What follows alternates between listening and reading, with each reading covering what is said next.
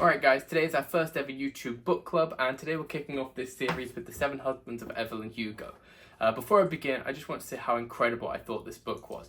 I don't normally read this genre of book, so I wasn't sure how I was going to find it, but I can confirm that I loved it. Before I begin, I'll just begin with a couple of my favourite highlights. So firstly, Evelyn kissing the TV and chipping her tooth when Celia St. James won her Oscar was by far the most endearing moment in the book.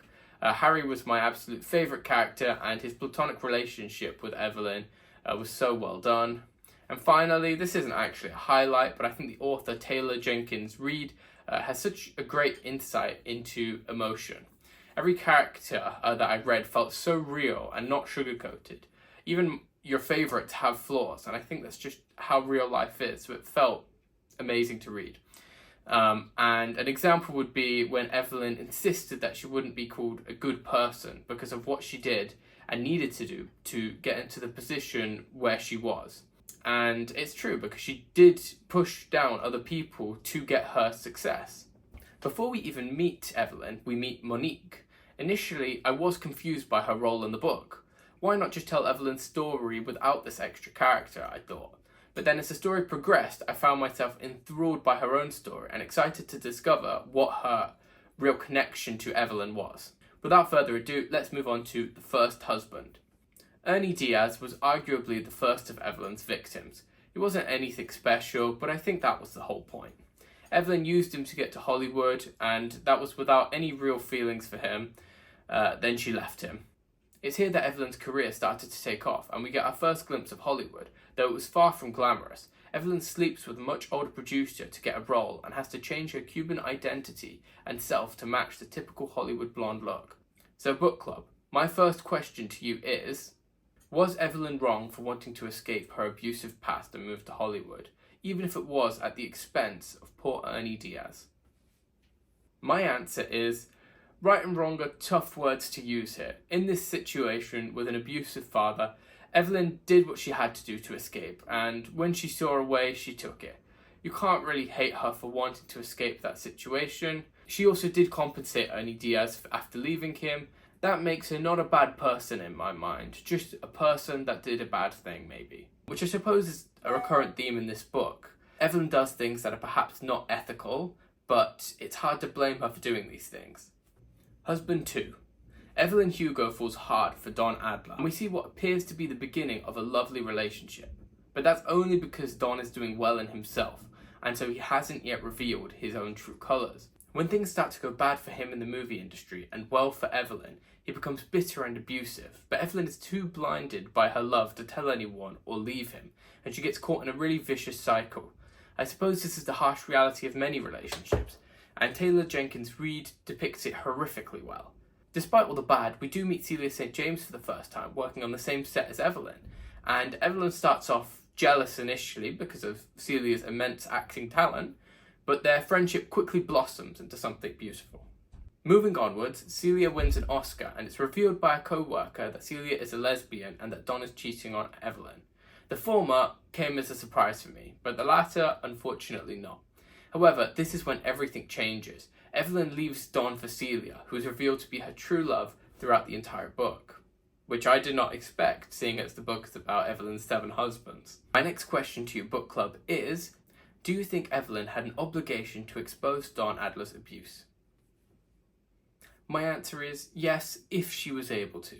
Ultimately, if she'd revealed this, she would have protected others from harm in the future, because people would have known to be more cautious of Don, especially the people around her.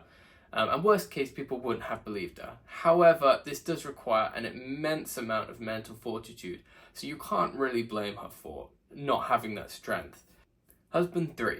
Don gets Evelyn blacklisted from Hollywood, so Evelyn takes a French film from Max Gerard.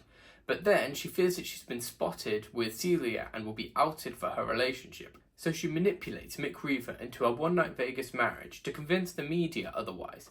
Here, we see just how cunning and intelligent Evelyn Hugo is, and we have no sympathy for the unseemly Mick Reaver. But this play by Evelyn has one flaw. She gets pregnant and has an abortion, and when Celia finds out, she's really hurt and actually leaves Evelyn. This scene was absolutely heartbreaking. Book club, my next question is, do you think Celia was right to leave Evelyn for this? My answer, no. It would have been an awful experience for Evelyn to go through, and it just goes to show how much she would go to protect Celia. Albeit, Evelyn was also thinking of her career, which perhaps contributed to the problem, but ultimately Evelyn was willing to do awful things to keep her relationship with Celia secure. Husband 4. This was a business marriage to Rex North. It was done solely to increase ticket sales in their film, and when Rex falls in love with someone else, they break it up amicably. My next question is, what do you think of celebrities that fake relationships to increase advertising? My answer is, it is deceitful, but equally, no one is really losing out because of it. So I suppose it's not that bad. Husband 5. This was Evelyn's fake marriage to my favourite character, Harry Cameron, and they loved each other completely platonically. It was a wonderful relationship because Harry understood Evelyn and who she was at her core, and she didn't care about the bad things that Evelyn had done in the past. When Harry and Evelyn are officially together, Evelyn gets back with Celia, and Harry is dating John, who then marries Celia so that they can keep all of their sexualities hidden. This part of the book is really enjoyable because we get to see the trio enjoying life, and notably Harry and Evelyn also have a child named Connor.